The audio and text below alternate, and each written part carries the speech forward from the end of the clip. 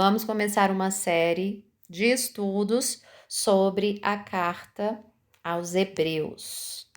Essa carta é muito importante para a gente aprender a fazer associações da antiga aliança com o Evangelho. Então, assim, são 13 capítulos. Eu vou fazer a leitura dos 13 capítulos. E aí vocês vão meditando aí, tá? Porque é um livro bem difícil. Mas aí, com essas chaves, com essas direções que eu vou dar para vocês, vocês vão ler aí sozinhos e vão meditar e refletir nisso daí. E aí, uma vez que vocês conseguirem compreender, vai ficar mais fácil para compreender várias outras passagens bíblicas. Tá bom, gente? Essa é a carta dos Hebreus. Eu vou ler a versão King James, porque eu acho que tem uma linguagem melhor, tá? Mas vocês podem depois fazer a leitura na Bíblia de vocês aí, na tradução que vocês quiserem. Tá certo? Então vamos começar aqui pelo capítulo 1. Dizem que foi próprio Paulo que escreveu a carta aos Hebreus, por ele ser exímio conhecedor da Torá, mas não há confirmações exatas de que foi Paulo, né? Mas enfim, vamos começar aqui a leitura.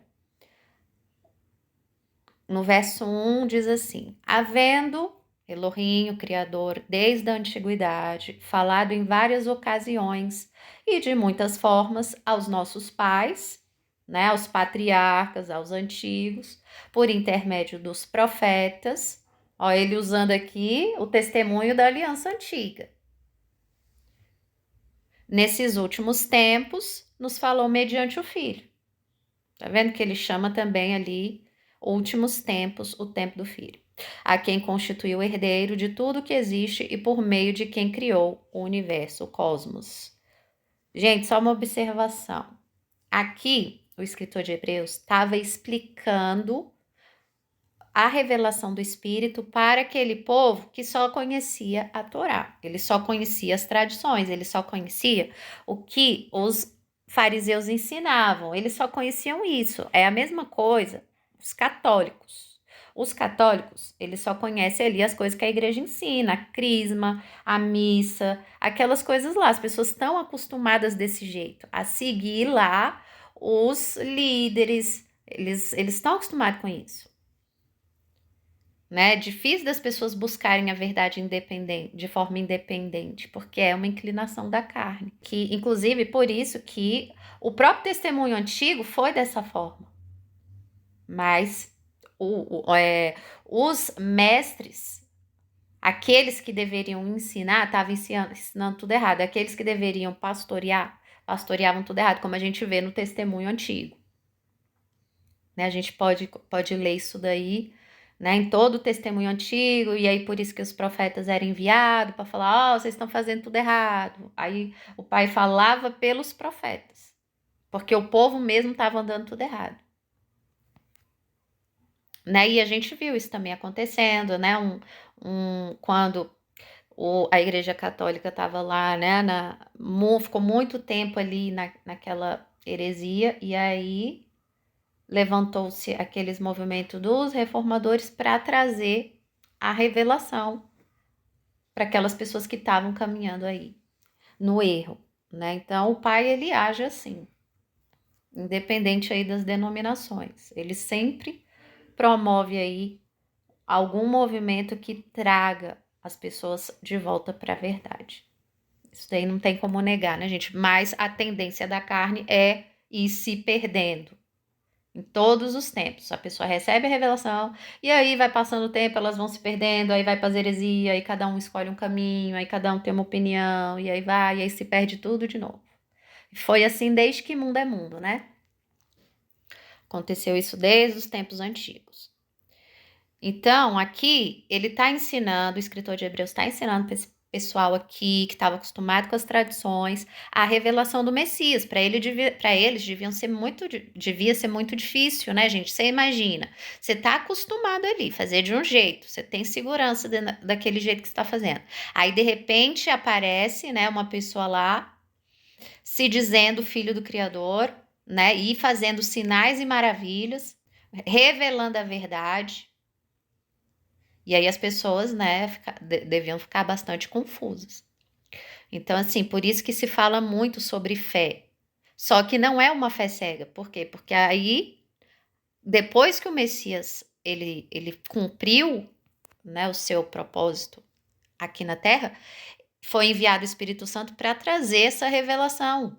E aí veio o Espírito sobre os discípulos, sobre todos aqueles que estavam vindo à fé, para ter conhecimento dessas coisas. A gente só consegue ter conhecimento espiritual da Torá se a gente estiver andando pelo Espírito.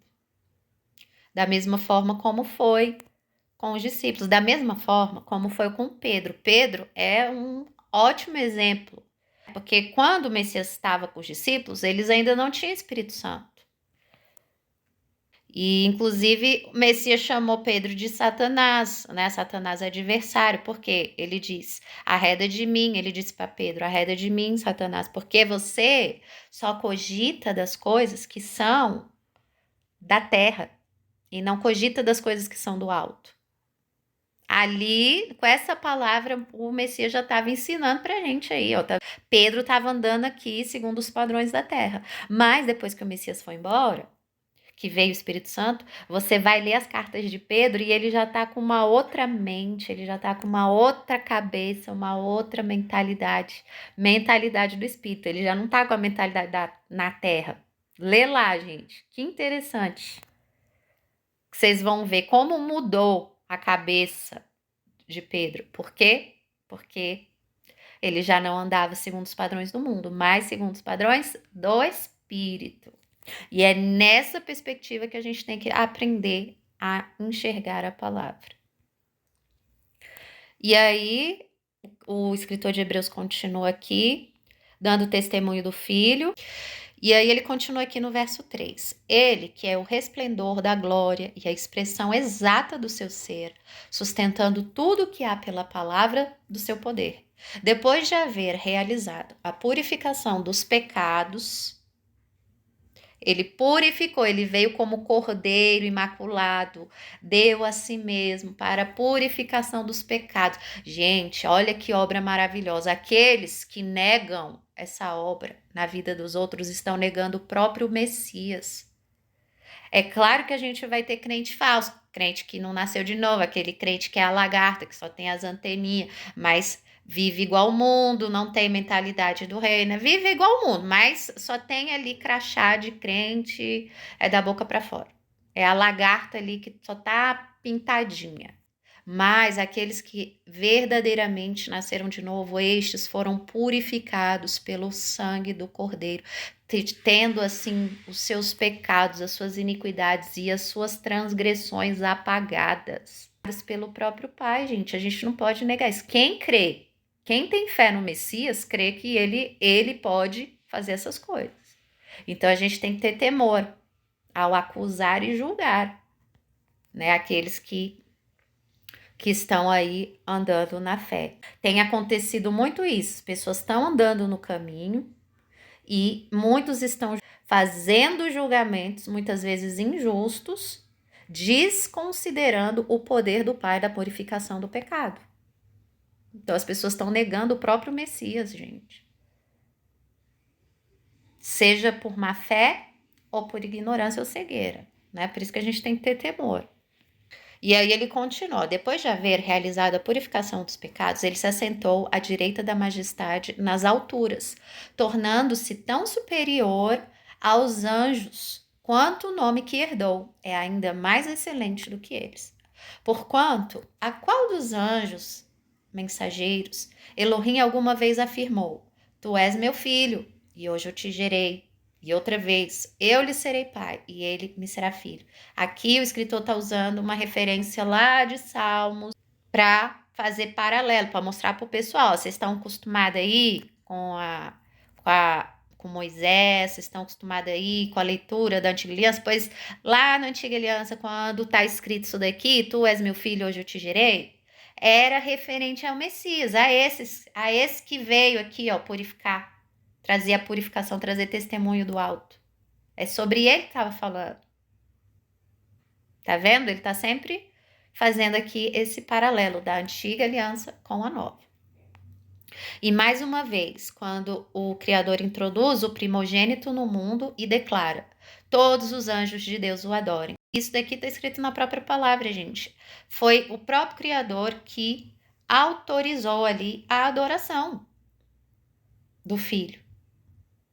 Então, gente, foi a própria Escritura diz que aqui, ó, declarou que todos os mensageiros do Criador o adorem.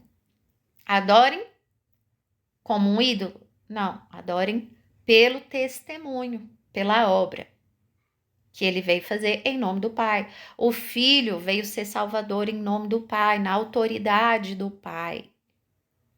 O Filho veio na autoridade do Pai, é o representante do Pai, como a gente vê também o próprio Messias falando isso em uma parábola. O Senhor tinha enviado vários mensageiros. E eles matavam os mensageiros, né? O pessoal lá da vinha lá. Ele enviou o filho, falou assim, não, eu vou enviar meu filho agora para ver se o filho eles respeitam. E aí enviou o filho, mas eles pegaram e mataram o filho também. O Messias já revelou isso na parábola. Não é? Então, nós adoramos o filho pelo testemunho dele, pela obediência dele ao Pai, pela missão dele, pela obra dele. Quanto aos mensageiros, aos anjos, ele afirma: ele faz dos seus anjos ventos e dos seus servos labaredas de fogo.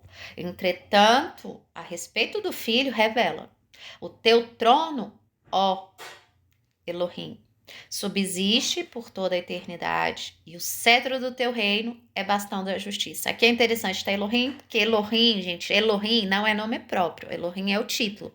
Então, Elohim pode ser o filho, Elohim pode ser o pai, Elohim é o título de autoridade.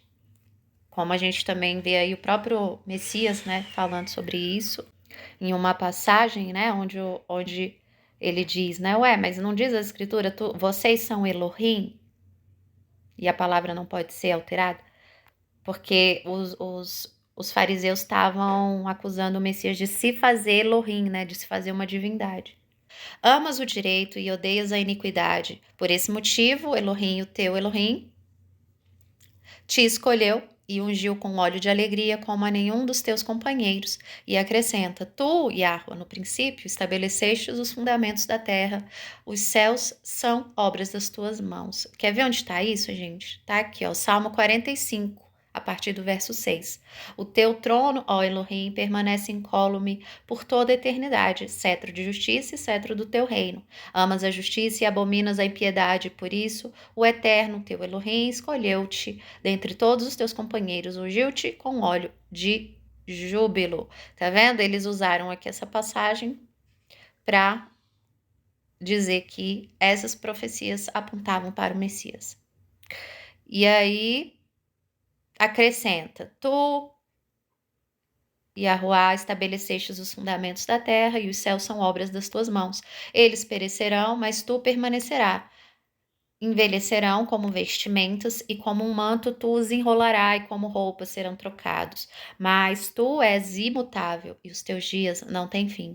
Ora, a qual dos anjos ou mensageiros Yahuá alguma vez declarou: senta-te à minha direita até que eu faça dos teus inimigos um estrado para os teus pés? Essa aqui já é uma profecia que saiu da boca de Davi, né? São todos os mensageiros anjos, espíritos ministradores enviados para servir em benefício dos que herdarão a salvação. Que é que ele tá explicando, pessoal? Falou assim, ó, ele falou isso aqui, mas não era para os anjos, não era para anjo, era para ele, era para o filho, não podia ser para mais ninguém. Aí ele tá explicando pro pessoal lá. Aí vamos pro capítulo 2. Por isso, é fundamental prestarmos atenção, mais ainda, às verdades que temos ouvido, para que jamais nos desviemos delas. Pois, se a mensagem proferida por anjos provou sua firmeza, e toda transgressão e desobediência recebeu a devida punição, que ele está confirmando as escrituras, gente. Ele está falando assim, ó, vocês conhecem as escrituras, não conhecem? Conhecemos. E vocês sabem que muita transgressão foi punida ali, não foi? Foi. Não teve o dilúvio? Sim. Gente, no dilúvio, olha só Só fazendo uma observação. No dilúvio, morreu praticamente todo mundo, né? Só sobrou 8 pessoas.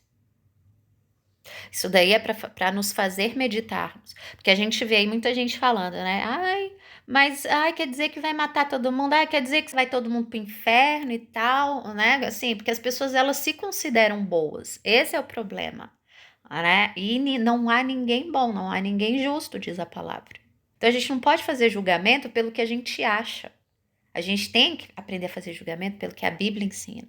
Então, se no passado morreu quase todo mundo, e o Evangelho diz que a porta que leva à condenação é larga e espaçosa, e muitos são os que vão para esse caminho, é porque esse é o fato, né? E se a porta é estreita e poucos os que a encontram, é porque poucos serão salvos.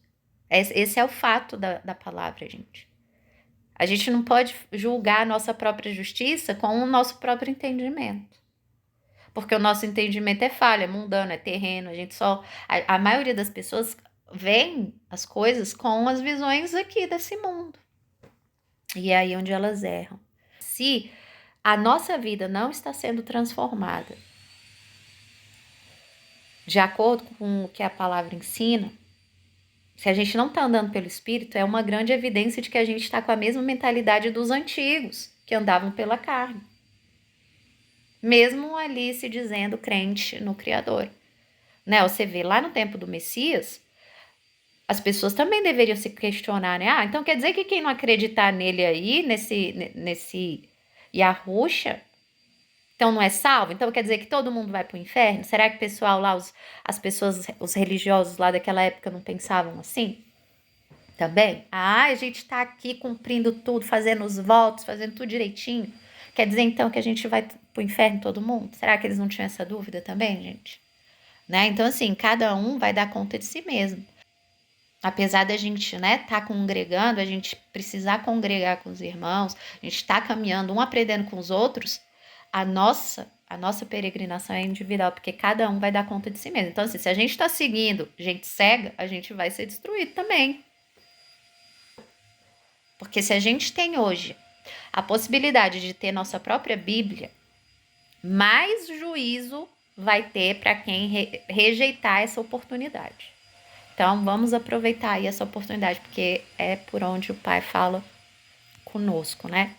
Então, pois se a mensagem proferida por anjos provou sua firmeza e toda transgressão e desobediência recebeu devida punição, como nos livraremos se desconsiderarmos tão grande salvação? Esta salvação, tendo sido proclamada por Yahweh, foi depois confirmada a nós pelos que a ouviram.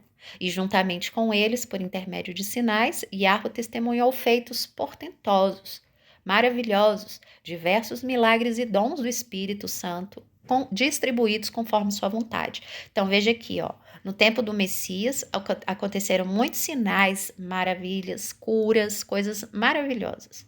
Da mesma forma que no tempo de Moisés também aconteceu, né? A abertura do mar, aquelas manifestações no monte, a nuvem que ia seguindo o tabernáculo durante o dia, a coluna de fogo que ia seguindo o tabernáculo durante a noite. Foi daquela forma que o Pai se revelou. E aí isso ficou de testemunho, para que a gente pudesse, né, conhecer esses feitos aí e por fé crer. Então teve revelação no tempo de Moisés, teve revelação no tempo do Filho. E a partir dessas revelações, por fé, a gente vai seguindo. E aí, porquanto não foi aos mensageiros que Yahuwá sujeitou o mundo vindouro, a respeito do qual estamos falando. No entanto, alguém, em certa passagem, testemunhou afirmando: que é o homem para que com ele te importes? E o filho de Adão para que venha visitá-lo. Isso também está na antiga aliança. Tu o fizestes um pouco menor do que os anjos e o coroastes de glória e de honra.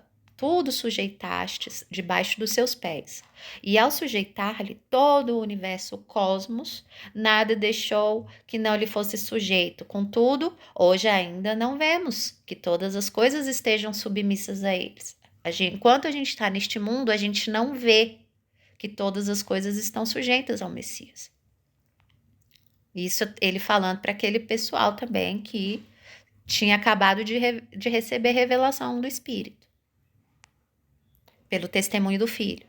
Observamos, no entanto, aquele que por um momento foi feito menor do que os mensageiros, do que os anjos, e Yahushua, coroado de honra e glória por ter sofrido a morte, para que pela graça do Pai de Yahweh, em benefício de todos, experimentasse a morte. Ao conduzir muitos filhos à glorificação, convinha que Yahweh, por causa de quem e por intermédio de quem tudo veio a existir, tornar-se perfeito por meio do sofrimento o autor da salvação deles. Messias veio na autoridade do Pai. Por isso, ele se torna o Salvador. Não que ele mesmo seja o Salvador em si, mas pela obediência da obra que o Pai o enviou para fazer. Assim, tanto o que santifica quanto os que são santificados advêm de um só. E, por essa razão, Yahushua não se envergonha de chamá-los de irmãos. Olha que lindo isso, gente. Todos aqueles a quem o Pai purificou pelo sangue do Filho, todos esses purificados estão. Por isso que nós devemos ter temor, para não julgar impuro aquilo que o Pai purificou. Né? Vai ter lá os falsos crentes, mas também vai ter os verdadeiros. Por isso que a gente tem que ler muito a palavra, muito, muito mesmo, para a gente poder saber reconhecer e identificar aqueles que são lagarta, mas que tem anteninha ali, estão maquiada de borboleta, e as que realmente são borboletas. Porque pecadores todos nós éramos. Todos nós vivíamos em transgressões, uns mais e outros menos, mas todos nós estávamos debaixo da ira do Criador. E é aí que nós devemos ter temor, para não fazer julgamento injustos, usando uma medida corrompida, porque a medida que a gente usar para medir, o Pai também vai usar essa medida para nós. Então, que a gente tenha temor. E ele declara: vou anunciar teu nome aos meus irmãos, cantar-te-ei louvores no meio da congregação. E mais, porém nele a minha confiança. E outra vez ele afirma: aqui estou, eu com os filhos que Yahuwah me concedeu. Todas essas coisas estão escritas lá na Antiga Aliança. E pelo Espírito eles reconheceram que essas palavras estavam apontando para o Messias. Muitas palavras nas Escrituras apontam para o Messias. Os judeus ortodoxos não conseguem enxergar o Messias na Antiga Aliança, porque não estão com a visão do Espírito, mas a visão da terra somente. Da mesma forma que Pedro, né? No começo.